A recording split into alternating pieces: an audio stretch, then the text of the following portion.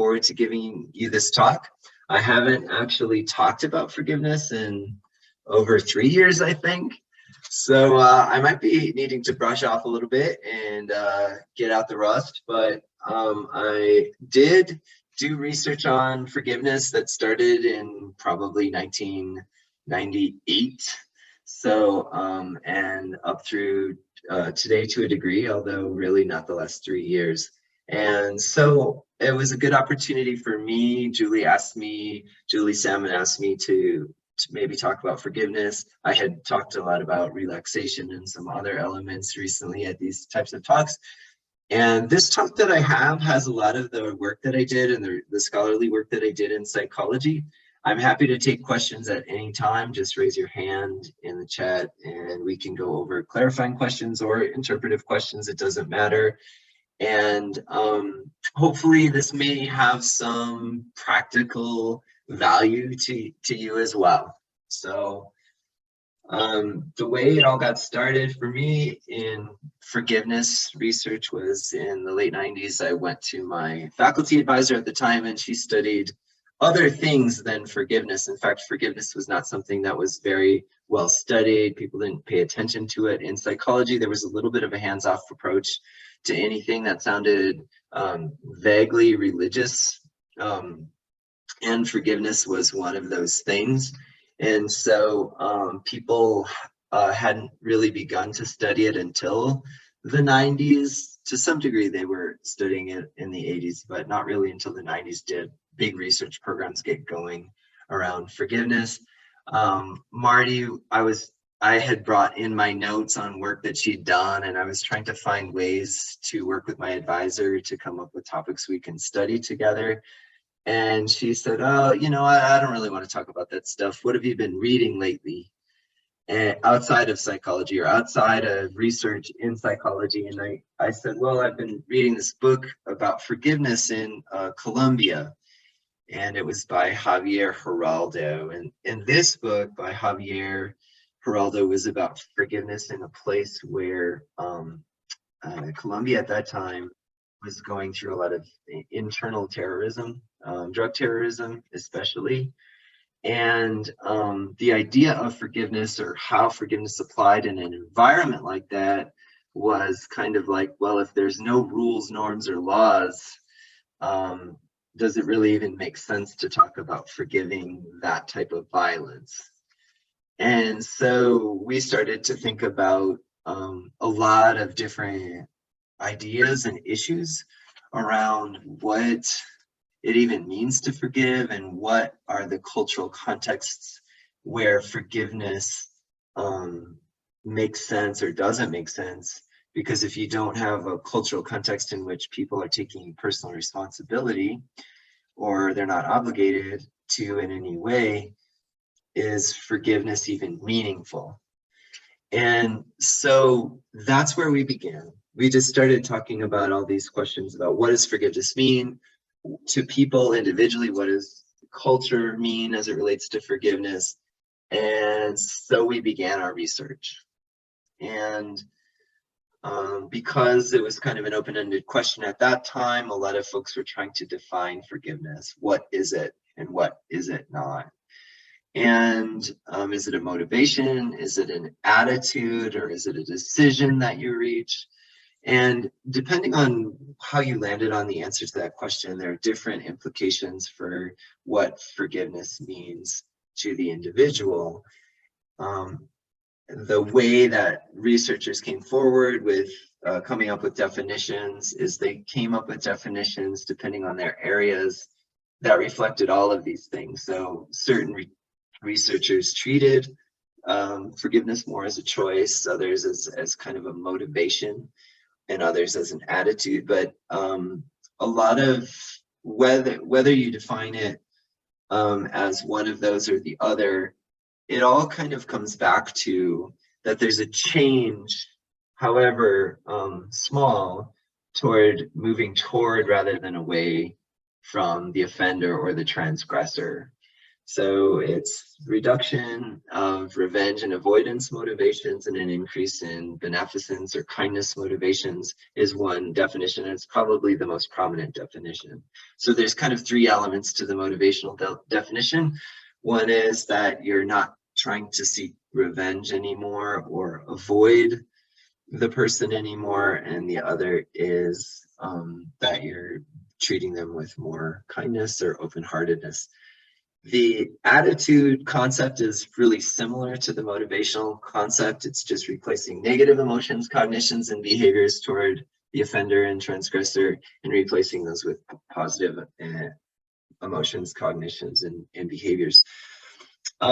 When I find that when people outside of the research area of forgiveness talk about forgiveness, they kind of treat it as an all or nothing, like you either forgive the person or you don't forgive the person.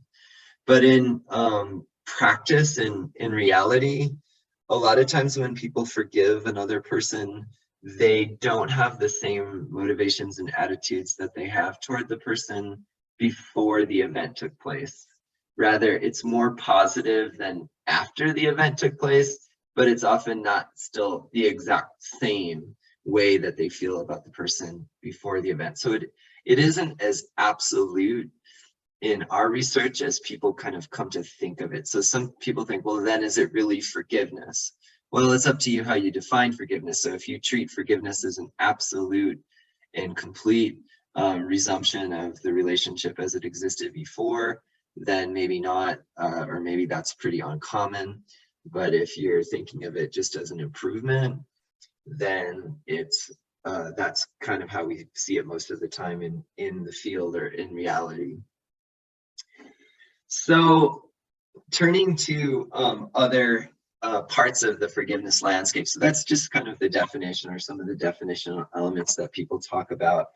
The first thing to pay attention to in forgiveness is that forgiveness is usually something more. When people talk about forgiveness, it's usually something more than a small personal slight that people are talking about.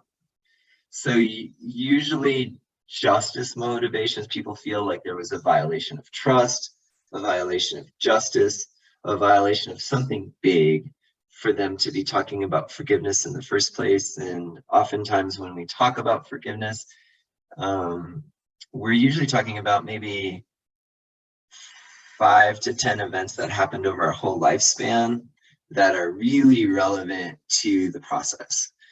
And but related, that also relates to research, because a lot of times we want to catch people's forgiveness on a week-by-week basis and early on, and so we ask for events that people are forgiving that are often smaller than the ones that they're thinking about over their whole lifespan. So in one example of the transgression or types of transgressions that is in a recent study by Grossman and Luetmeyer, here's just an example of the reports of people when they're asked about an incident related to forgiveness. And these are adolescents. So what they talked about was bullying, lack of respect, violations of trust, gossip or slander, neglect, threat, physical violence. It's not in here, but also sexual violence comes up. Infidelity comes up a whole lot when we talk about forgiveness. And so all of those are kind of the big items that people may experience that makes forgiveness an issue for them. Some offenses, especially criminal offenses, are deemed or described by people as being unforgivable. But if we talk about that, usually what that means is people's attitudes are that you shouldn't forgive a person for certain things. Like, would you forgive someone for rape? Would you forgive someone for murder? Now, a lot of times people say those are unforgivable, but we do know that people do forgive those events as well. It's just a question of who will do that, and are they, and then also relatedly, what are people's attitudes toward people who will forgive even in extreme circumstances like that? Or what are people's attitudes to the offenders in circumstances like that? One of Bad Lieutenant is a movie that kind of actually captures some of the issues of extreme forgiveness in a case like that. So that's the transgression. One of the things that's so transgressions severe. When we're talking about forgiveness, the transgressions we're talking about, they're severe. When we skip along to the next idea is well, what is the transgression in the minds of the victim, and what is the transgression in the minds of the offender? And one of the fascinating pieces to that puzzle are that those are different things to each person in their different roles. And so Zechmeister and Romero, in one of their foundational studies, came up with this point that victims and offenders, when they're asked to give narratives about events where they were either the offender or the victim in the various circumstances, they described very different things in their narratives, and they objectively coded those narratives to see prevalence of different mentions.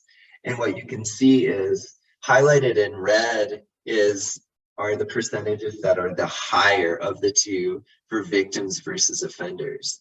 And what you can see is that the narratives of offenders included statements about the event being justified or justifiable, that the victim was also involved in provoking the offense, that the cause of the incident also included the victims. Whereas you can see that the victims don't tend to mention that so much. You can also see when you look at the victim side that they, on the other hand, tended to describe the original event as being arbitrary, incoherent, or senseless, that there were multiple provocations, and that there was damage to the relationship, and that isn't described so often by the offenders. So we highlight in social psychology is that victims and offenders have very different construals, we call these, or perceptions sometimes, but usually we call them construals of the event. And because of the difference in construals, that also gives us ideas about what happens later in apologies and what happens later in forgiveness, whereby if those narratives don't tend to move more toward each other, then typically the apologies and forgiveness and the reconciliations that people sometimes are seeking can't happen because the narratives aren't moving more closely together. They stay apart. So turning to the next idea, this is where I'll start launching into some of my research as well, is the first thing that we looked at, and it was published in 2007, like almost 10 years after we were first talking about forgiveness, but we were cataloging how people construed forgiveness specifically in a positive way. What are the positive narratives that people put together to give meaning to forgiveness and understand what forgiveness was meant to them and why it could be a positive experience for them. And we essentially took a survey where we asked them a whole bunch of questions, like 50 to 100 questions the first time, and then narrowed it down to 20 or 30 odd questions to kind of come up with basic factors of what are the driving factors, what drives the positive experience of forgiveness. And you can see here that the 5 factors that we came up with were a change in attitude towards the person, positive regard for the offender, a chance to express religious attitudes or religious motivations around forgiveness. Specifically, what we were measuring at that time was Christian religion and Christian religious beliefs around, just as Jesus advocated for forgiveness, so also would I be able to express forgiveness and therefore be in line with my religious values. The next element is meaning or self-transformation, or the idea of that it's an opportunity for self-transformation and to gain meaning and knowledge from the experience. And the last two are reliefs of psychological pain, which can also be kind of thought of as forgiveness as therapy, or forgiveness as self-help. And I'll talk a little bit about that in a cultural framework as well later. And then reconciliation, a chance to come together in relationship with the person who had transgressed or who had offended you. So those are the 5 major factors of forgiveness that we came up with, and we tested that model again. And I'll talk a little bit about, we did a causal experiment to see if people actually changed from before and after. And we contrasted before forgiveness versus after forgiveness versus if they did not forgive. So we created three conditions of an experiment to determine if those variables actually shifted during the forgiveness process. So I'll talk about that in a little bit, but we also did some open-ended coding, and we found that these were the types of reports that made forgiveness easier and harder. So the first slide is the things that the victims were saying themselves as to why people would be more likely to forgive or less likely to forgive. And so this is the slide for impeding forgiveness.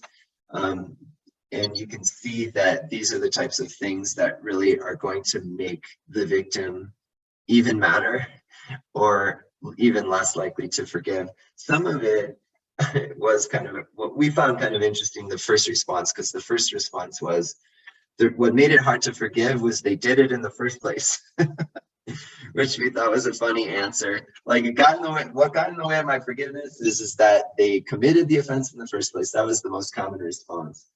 After that, then people also said they were ignoring their obligations of the role relationship with the victim. In other words, typically that was if they were in a close relationship with that person, they had higher expectations about how they would behave toward that person.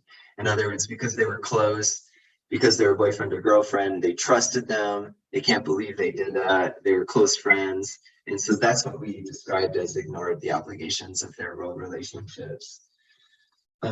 Apologizing and expressing remorse comes up over and over in forgiveness, and you can almost think of it as the offender side, or what the offender carries with them toward the reconciliation process, and is kind of a critical variable. Apologies always, especially authentic apologies, always make forgiveness more likely. One of the challenges is that sometimes apologies come off as kind of false or inhibited, where people apologize that it hurt them, but they don't necessarily apologize for their own behaviors, and so that becomes complicated. That complicates the reconciliation process. You can see some of the others. Refused to confess wrongdoing, acted as if nothing happened, yielded severe consequences, part of a pattern of offenses, victims' trust is broken, and victims felt diminished or dismissed in the process. So these are all things that are going to get in the way. Victims also describe things that made it better or easier, and you can see that apologies by far was the most common response. Remorse and had to be part of those apologies, and making amends, and doing nothing, actually, they said facilitated, which I thought was interesting. I thought maybe a more active response would be a more common response, but did nothing was one of the most common reports of victims. Making efforts to talk or reconcile, explicitly confessing to the wrongdoing, halting offensive behaviors. You can see that the things that lead to victims being more likely to forgive have to do with apologies, which often have all of these elements in them, actually, that follow. Making an effort, making a confession. Making a confession often means saying that I share the perception that you have that something wrong happened. You're admitting to the mistake. stopping, because a lot of what victims seem to be concerned about is repetition, and explanations, gifts, and concern. All of those are indicators that they're interested in the relationship and they want to move beyond the offense. So when we did our experiment to determine whether or not there were actual changes that we asked folks to think about an actual event that happened in their life, and then we asked them to think about how they felt about the person, the offender, before they forgave.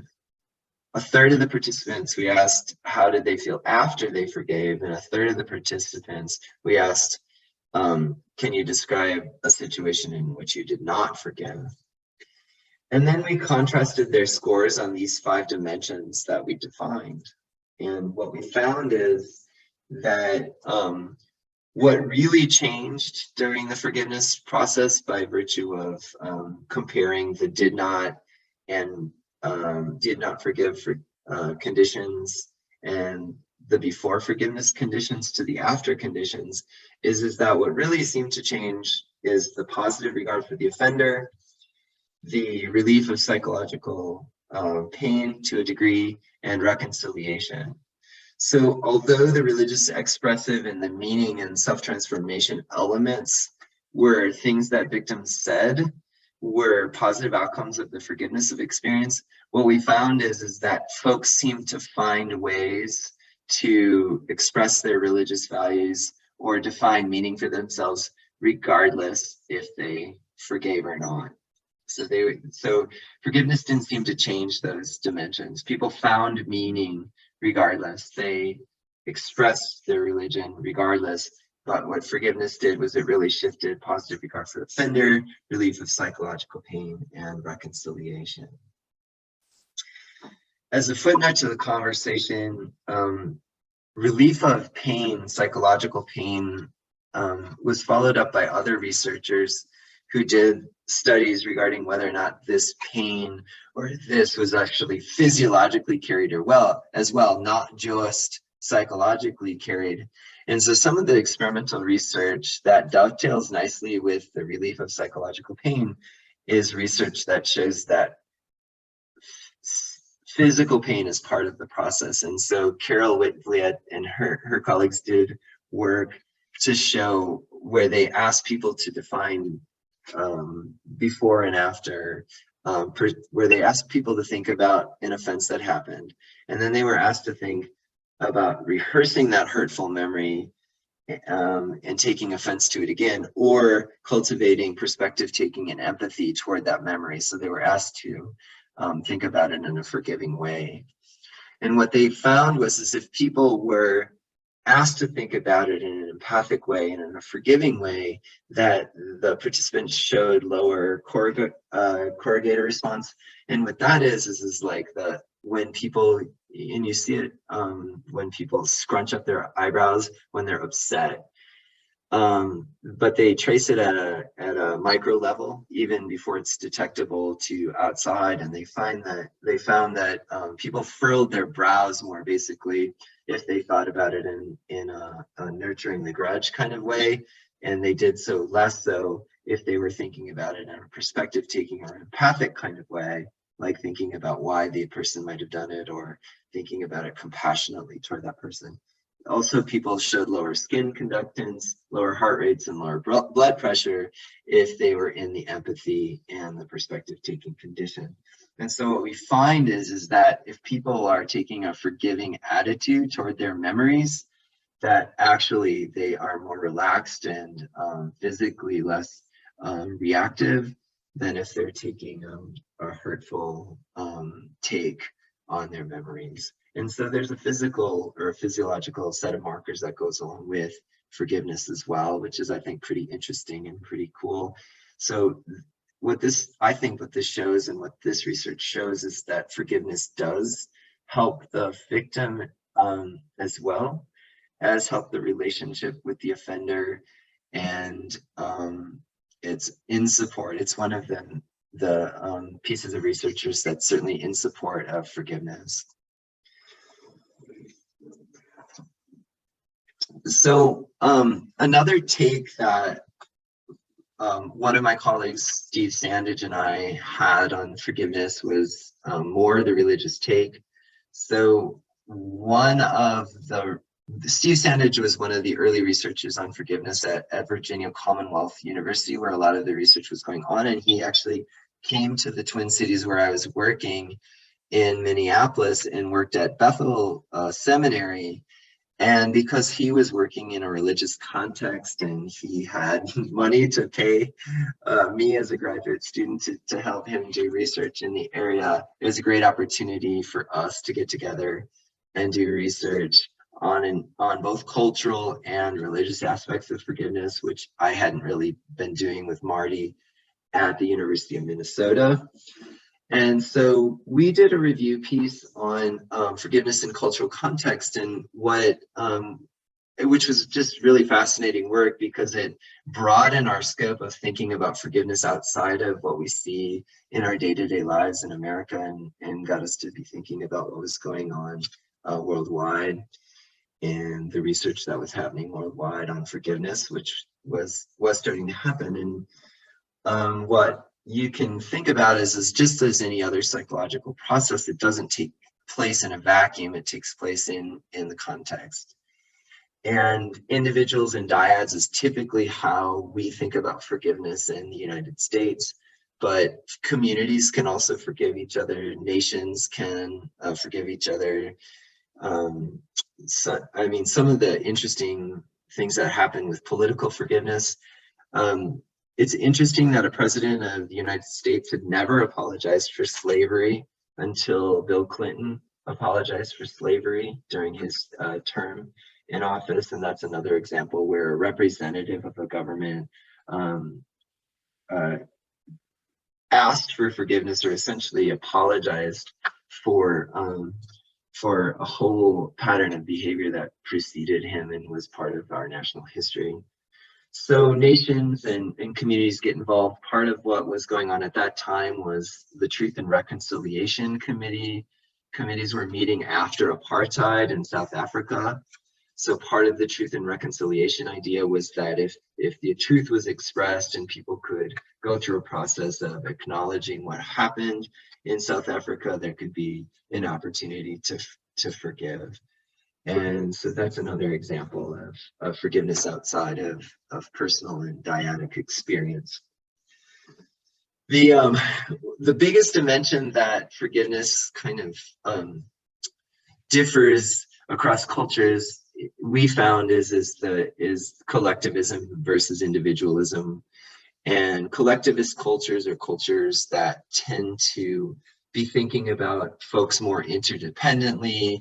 There's more mutual interaction, there's more mutual influence. Tribal societies, as opposed to societies like ours, which are set up more privately, where people can get away from each other, where they don't even necessarily have to deal with each other. And we even talk about it like that in America.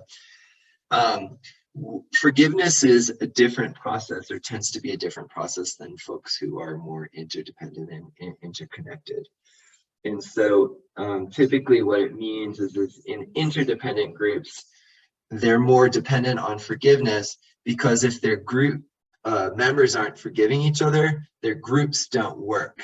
They can't function because they're so at odds with each other, and they can't be successful. And in some cases, they can't even survive because they're so at odds with each other. And so interdependent groups are sort of dependent on forgiveness in ways that more private and personal societies and individualist societies aren't. The other thing that seems to be true of interdependent models is that reconciliation is more part of the model. Oftentimes, forgiveness is facilitated more by communal rituals, where there's a mediator or someone who's kind of a shaman who's leading a community through a ritual of group of forgiveness, rather than a therapeutic approach like we have in the United States, where folks treat it sort of as self-help or as a personal challenge to forgive someone so that they can move on. And probably a lot of you can relate more to having experiences with the second process than having experiences with the first process. because you live in the United States. And so, so all of these things play a role: collectivist, communal cultures versus independent, interdependent, in the psychology of forgiveness. Another related variable that's important cross-culturally is the power idea, and who are the folks in charge of determining what is wrong and what is right culturally, who punishes and who forgives, and what do they forgive for. One of the interesting early examples of people being, or groups being told that they were being forgiven when they didn't even want to be told, had to do with gender identity. And folks who identify as gay, lesbian, and bisexual were sometimes told by members of the of Christian faith that they would forgive them for their behaviors when they didn't feel like they needed to be forgiven in the first place. And so that issue of, again, who defines what a forgivable event is, comes up in the politics and cultural context of forgiveness.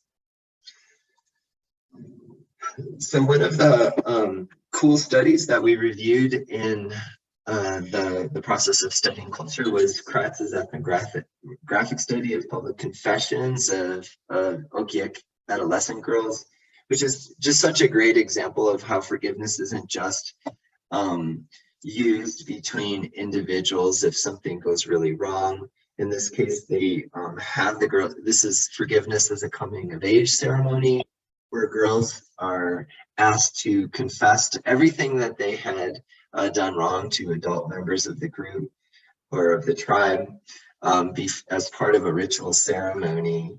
And then they are publicly harangued by that group, by the adult community, before they're forgiven. And that's a ritual process where they're ritually anointed. There's it's a physical process. There's animal fat that's rubbed on their faces, and they're welcomed into the adult community as absolved members, where whatever prior sins that they had in adolescence before coming of age were essentially removed from them by the community, taken off, that the grudge was removed. And so that's an example of how forgiveness was used in a coming of age ceremony in a tribal community. So turning to another area, does anyone have any questions now? I haven't checked my chat or anything. Happy to answer any questions. Feel free to chime in. If I don't hear anything, I'll just keep going. After looking at cultural context, we also took religious aspects, and specifically spiritual aspects of the forgiveness process. And that was something that Steve in particular was very interested in.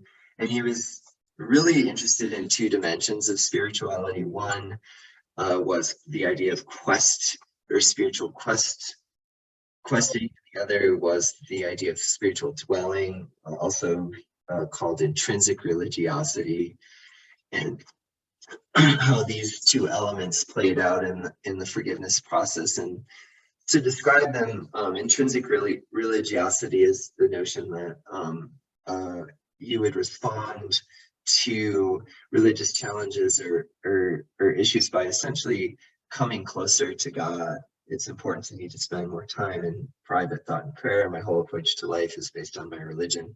So the idea of dwelling is that you're involving or turning toward your religion and your God and your beliefs and values associated with your religion. And questing is more the idea that you're not really happy. It's sort of, in many ways, it's the opposite. It's you're constantly questioning your religious beliefs. You're unsure, and your life experiences are leading you to rethink your religion. And so those are two dimensions of relational spirituality, as he and his colleague Schultz had defined it. And we wanted to take a look at how that affected forgiveness. And one of the areas of forgiveness has to do with even kind of like forgiving God.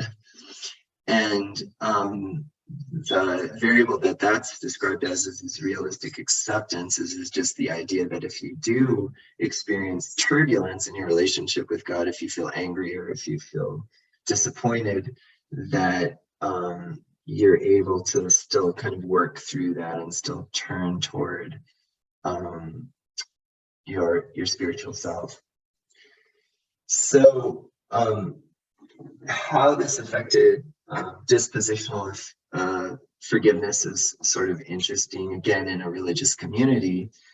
And what we found essentially is that the first type, the intrinsic religiosity and the dwelling idea, seem to be associated with more forgiveness, whereas questing tended to be associated with spiritual disappointment, which then also produced less forgivingness.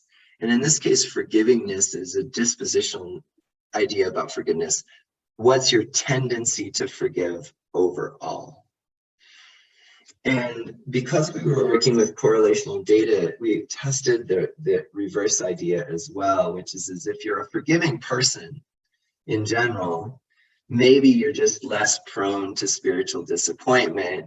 You tend to experience gratitude more often, and then you're more likely to be prayerful as well, and less likely to be questing.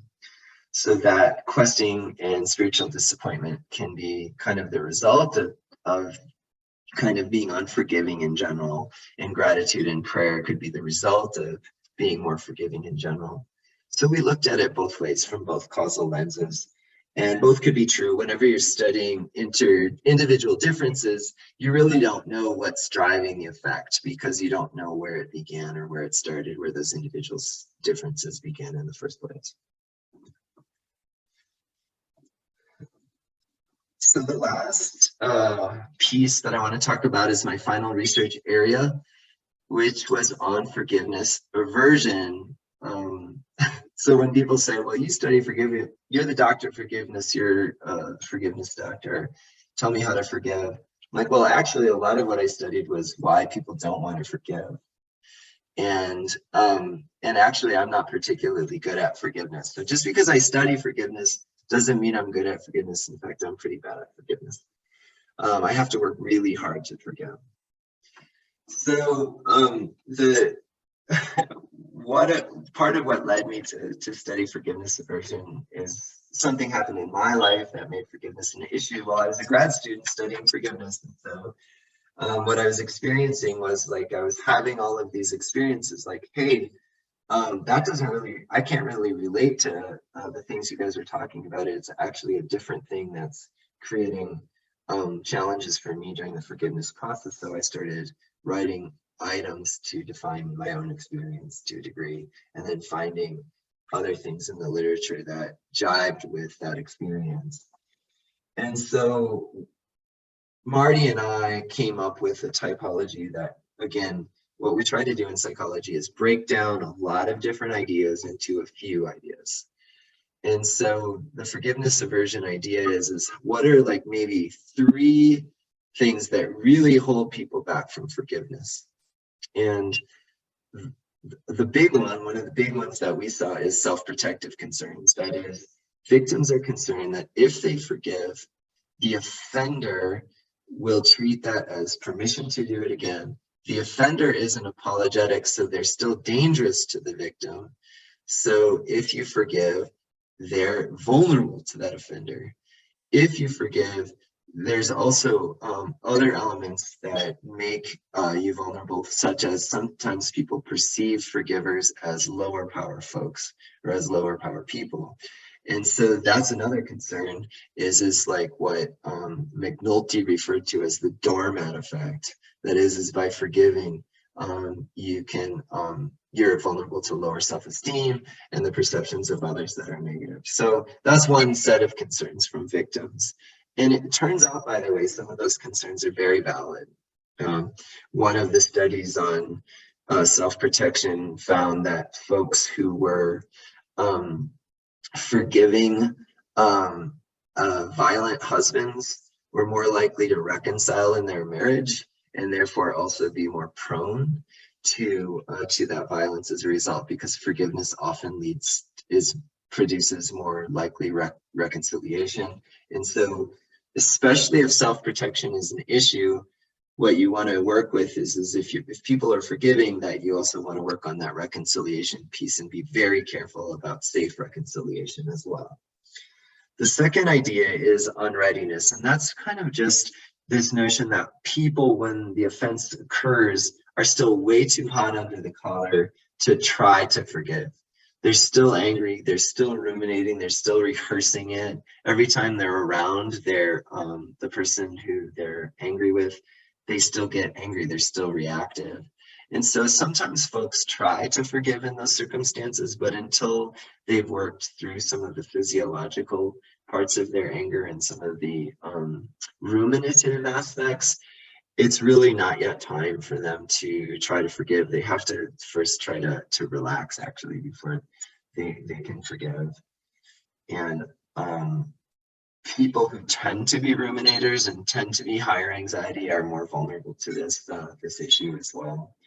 And then finally, face concerns, which is that people are worried about their social reputations, which I kind of alluded to earlier.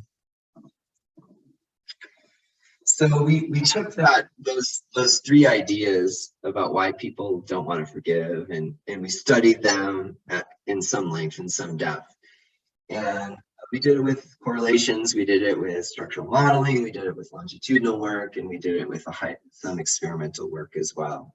Forgiveness is sort of hard because you can't manipulate the original forgiveness event. Like I can't say, hey, Benito, I'm going to create a forgiveness event. I'm going to get violent with you right now. I'm going to expose you to a high level of violence or a moderate level of violence or a low level of violence and see how forgiving you are toward me. So we can't manipulate the originating event in forgiveness, which already puts you at a disadvantage as a scientist because you can't have causal control of the event itself. So because of that, we have to do correlational studies. We have to kind of look at longitudinal studies where we try to catch people early in their forgiveness process and see how time affects overall. And then we also have to have people like kind of be exposed to, well, what would it be like if you were exposed to this? What would you do? But the problem is with hypothetical studies is you don't really know if that's how they would behave or that's just how they're saying they behave. So forgiveness is terrible to study. It's really hard to study, actually. But so what we try to do is we just use a whole bunch of methods to try to study it. So with the correlational study we did, what we do is we say, think of an event where forgiveness really was an issue for you. Describe it. They describe it. And then we ask them to fill out a bunch of scales and say, what is it that you're experiencing in relation to that event? And so we did that, and we also asked them several other questions about their traits and about their need for power, their concerns about retributive justice, which is like an eye for an eye type justice. And you can see that forgiveness aversion is kind of related to all of these traits to a degree. So forgiveness, people who are afraid to forgive tend to be more anxious, or averse to forgiveness tend to have higher anxiety. People who went through severe events are less likely to forgive. People who are ruminative are less likely to forgive or experience higher levels of forgiveness aversion. Apologies tend to alleviate forgiveness aversion. So you can see that as you go down the first column there, it's kind of as you would expect, right? But what we find really interesting as well is when we dial in the three different types of forgiveness aversion, you see a different pattern emerge. So people who largely are concerned with power and intimidation are most likely to be concerned with how forgiveness affects their strong reputations.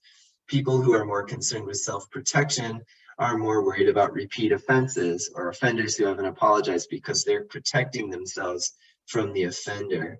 And then people who are unready to forgive, well, those are folks who just went through more severe events, who are ruminative, and who have higher trait anxiety. In other words, they kind of have a more reactive stance after the initial forgiveness event. So that was a nice pattern for us. We found patterns of correlations that made a lot of sense to us.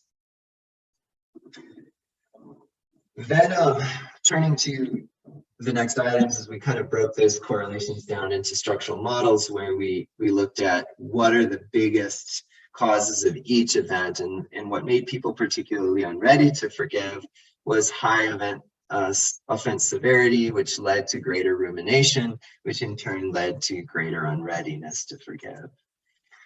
For those who were experiencing repeated offenses, they're more likely to have self-protection concerns, which is partially alleviated by apologies. So apologies alleviate self-protection concerns. And folks who have a high power need, and then therefore are also likely to use intimidating self-presentation styles, more interested in revenge typically than other folks. They have anxiety about self-presentation. They're concerned about face concerns. I used to call that self-presentation anxiety, but those are face concerns of forgiveness. They don't want forgiveness to imply that they look weak or less powerful. So all of these things, self-protection, face concerns, and unreadiness concerns all lead to be less likely to forgive. What we really liked about our model as well is that predicted in addition to empathy. So we controlled for empathy, which was the most common thing that everyone encourages around forgiveness, is be empathic, take the perspective of the victim. But what our research says is, yeah, that's important. It's important to be empathic and to take the perspective of the victim if you want to forgive. But it's also important to alleviate all of the aversions that folks have to forgiveness. And if you think about alleviating those aversions, if you talk about self-protection, the person who can really alleviate that aversion is the offender by apologizing and by not repeating their behaviors. And when you look at unreadiness and face concerns, that's really a little bit more on the victim.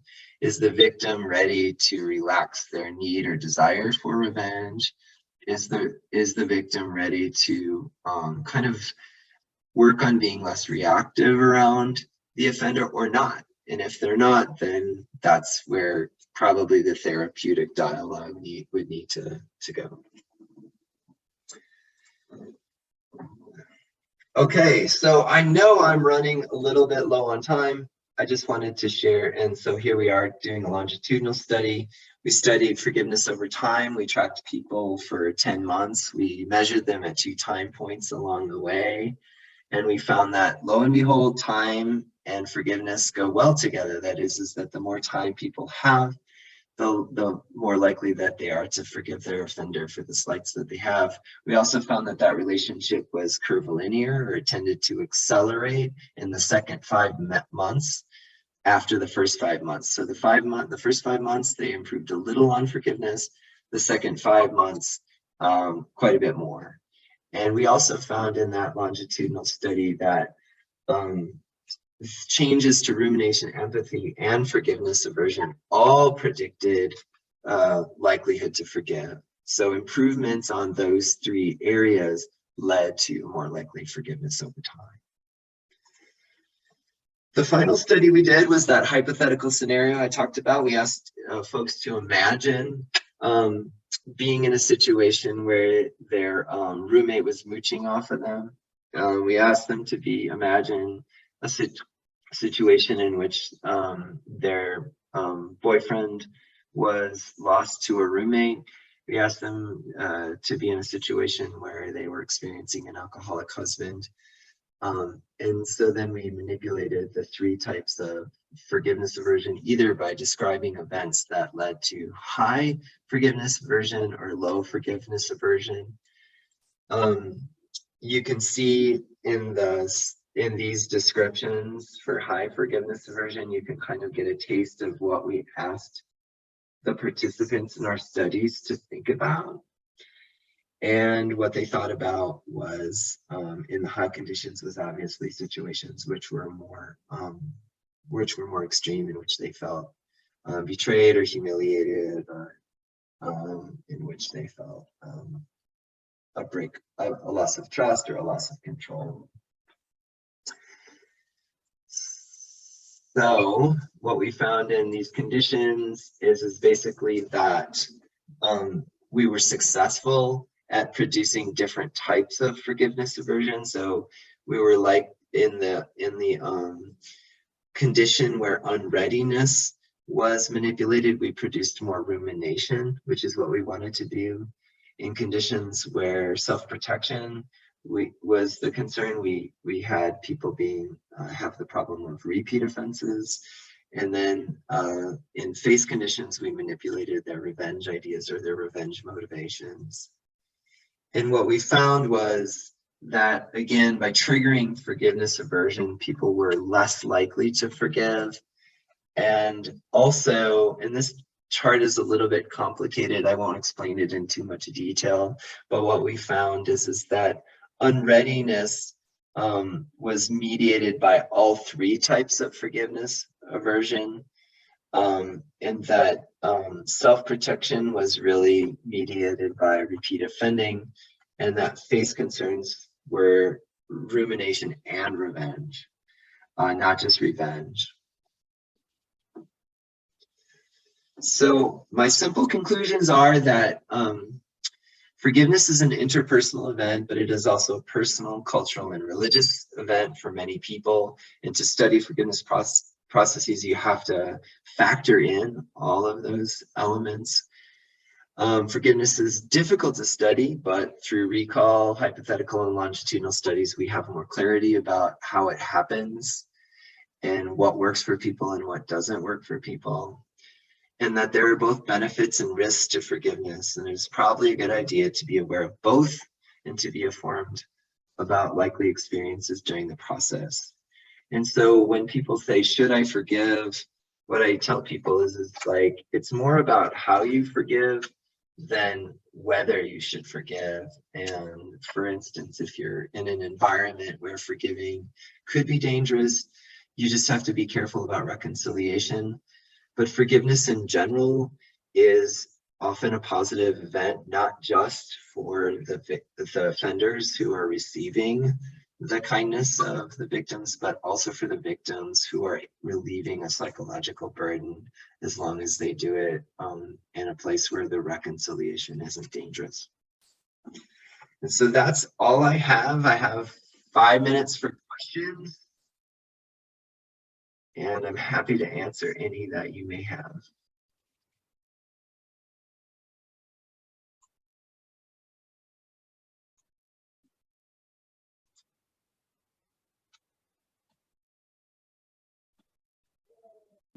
I don't see anything in the chat.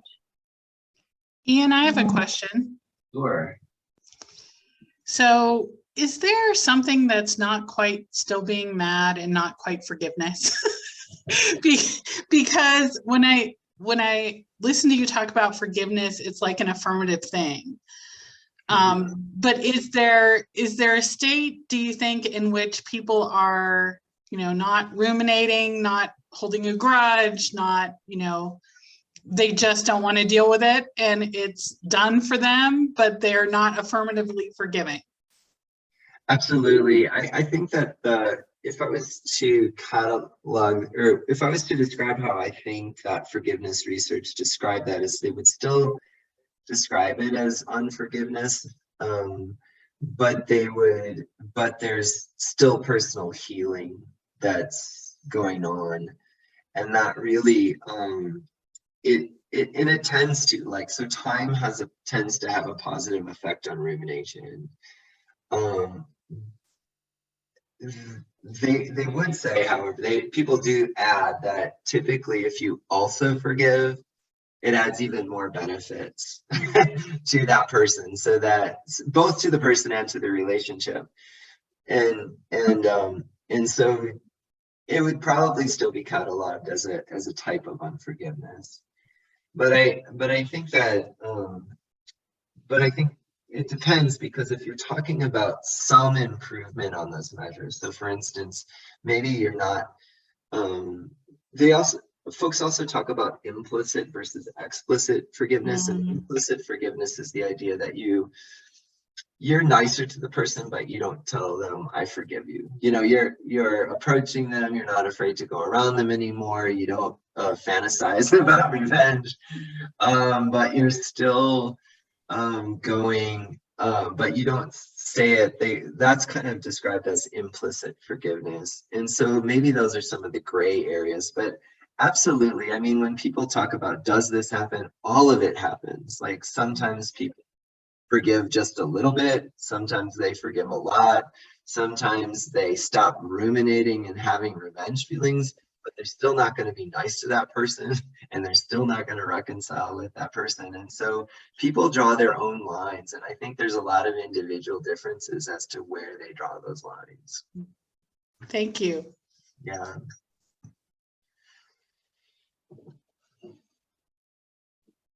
Does anyone else want to ask one more question?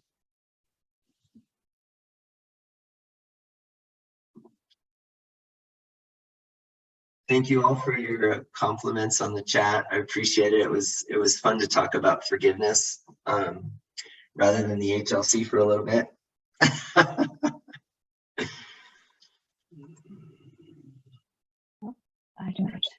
don't see any hands up.